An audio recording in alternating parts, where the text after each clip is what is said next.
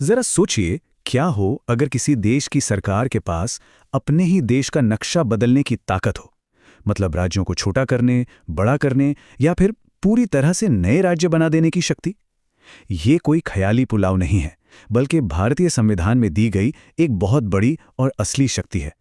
और देखिए, हाल ही में इसी संवैधानिक शक्ति का एक ऐसा इस्तेमाल हुआ जिसने पूरे देश का ध्यान अपनी ओर खींचा और एक बहुत बड़ी बहस को जन्म दे दिया।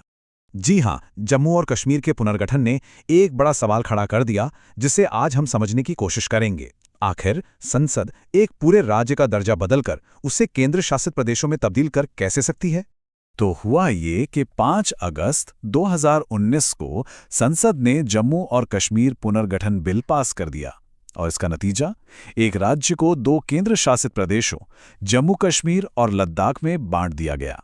जाहिर है, इस फैसले को फौरन सुप्रीम कोर्ट में चुनौती दी गई और यहीं से अनुच्छेद 3 के तहत संसद की शक्तियों पर एक देशव्यापी बहस छिड़ गई। तो इस पूरे मामले को ठीक से समझने के लिए हम इन हिस्सों को एक एक करके देखेंगे। हम शुरू करेंगे अनुच्छेद 3 से, फिर इसकी विवादास्पद शुरुआत पर नजर डालेंगे, इसके इस्तेमाल के कुछ उदाहरण देखेंगे, सुप्रीम कोर्ट की भूमिका को समझेंगे और आखिर में एक बहुत ही जरूरी सवाल पर आकर रुकेंगे। चलिए अब सीधे उस संवैधानिक प्रावधान पर चलते हैं जो केंद्र सरकार को ये असाधारण शक्ति देता है। देखिए, अनुच्छेद 3 की भाषा भले ही सीधी सादी लगे, लेकिन इसकी शक्ति बहुत ज्यादा है। ये वो संवैधानिक चाबी है जिससे संसद कानून के जरिए राज्यों की सीमाओं को फिर से खींच सकती है और भारत का नक्शा हमेशा के लिए बदल सकती है। तो ये अनुच्छेद संसद को 5 तरह की पावर्स देता है। किसी राज्य से उसका इलाका अलग करके या 2 राज्यों को मिलाकर एक नया राज्य बनाना, किसी राज्य का एरिया बढ़ाना या घटाना, किसी राज्य की बाउंड्री बदलना और यहाँ तक कि किसी राज्य का नाम भी बदल देना। मतलब इसका दायरा बहुत ही बड़ा है। लेकिन हाँ, इसकी एक प्रक्रिया है। ऐसा कोई भी बिल सिर्फ राष्ट्रपति की सिफारिश पर ही संसद में लाया जा सकता है। राष्ट्रपति उस बिल को प्रभावित राज्य की विधानसभा के पास उनके विचार जानने के लिए भेजते हैं।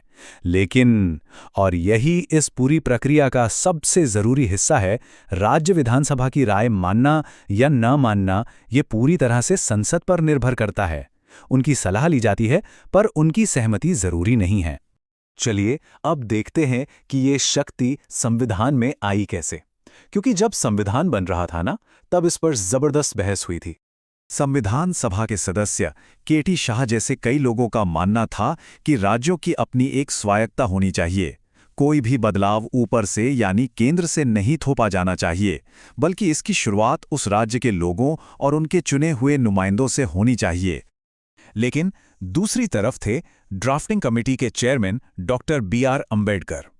उनका तर्क था कि देश की एकता और प्रशासनिक सुविधा के लिए एक मजबूत केंद्र का होना बेहद जरूरी है, जिसके पास जरूरत पड़ने पर राज्यों को फिर से बनाने की शक्ति हो। और ये बहस साफ तौर पर दिखाती है कि भारत की स्थापना के वक्त 2 विचारधाराओं में कितना बड़ा टकराव था। एक तरफ केटी शाह थे, जो राज्यों के अधिकार और स्थानीय सहमति पर जोर दे रहे थे, तो दूसरी तरफ डॉक्टर अम्बेडकर थे, जिनका मानना था कि देश की अखंडता के लिए केंद्र को अंतिम अधिकार देना जरूरी है। और आखिरकार डॉक्टर अम्बेडकर का दृष्टिकोण ही अपनाया गया। और डॉक्टर अम्बेडकर का वो दृष्टिकोण सिर्फ किताबों तक ही सीमित नहीं रहा। आज़ादी के बाद से इसका इस्तेमाल भारत के नक्शे को लगातार एक नया आकार देने के लिए किया गया है। चलिए एक नज़र डालते हैं। 1960 में बॉम्बे राज्य महाराष्ट्र और गुजरात में बटा। 1966 में पंजाब से हरियाणा बना। साल 2000 में एक साथ 3 नए राज्य बने, छत्तीसगढ़, झारखंड और उत्तराखंड।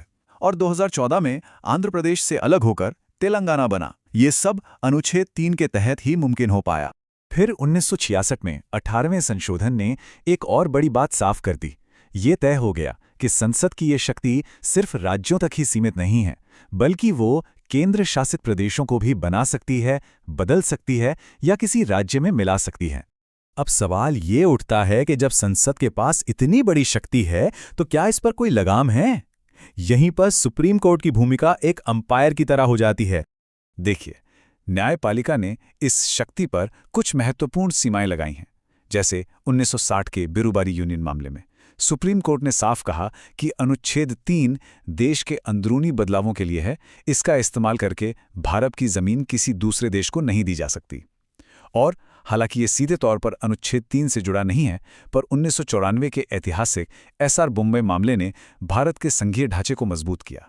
कोर्ट ने केंद्र की राज्यों को बर्खास्त करने की शक्ति पर लगाम लगाई और यह स्थापित किया कि राज्यों की अपनी संवैधानिक पहचान है, जिसे मनमाने ढंग से खत्म नहीं किया जा सकता।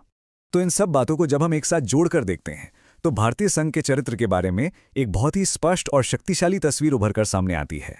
ये एक बहुत मशहूर कहावत है जो इस पूरी व्यवस्था को बिल्कुल सटीक तरीके से समझाती है। इसका मतलब है कि संघ यानी भारत अविनाशी है, उसे तोड़ा नहीं जा सकता, लेकिन उसके भीतर के राज्य विनाशी हैं, यानी उनकी सीमाओं और उनके अस्तित्व को संसद द्वारा बदला जा सकता है। तो सार ये है कि भारत का संघीय ढांचा दुनिया में सबसे अलग है। यहाँ राष्ट्रीय एकता और प्रशासनिक लचीलेपन को सबसे ऊपर रखा गया है। इसीलिए केंद्र की संसद के पास राज्यों का नक्शा बदलने की सर्वोच्च शक्ति है। हाँ, राज्यों को सुना जरूर जाता है, लेकिन आखिरी फैसला केंद्र का ही होता है। और ये हमें एक बुनियादी सवाल पर लाकर छोड़ देता है, राष्ट्रीय एकता और राज्यों की स्वायत्तता के बीच आखिर सही संतुलन क्या होना चाहिए। ये एक ऐसा सवाल है जो अनुच्छेद 3 के केंद्र में है और भारत के संवैधानिक और राजनीतिक भविष्य को हमेशा आकार देता रहेगा।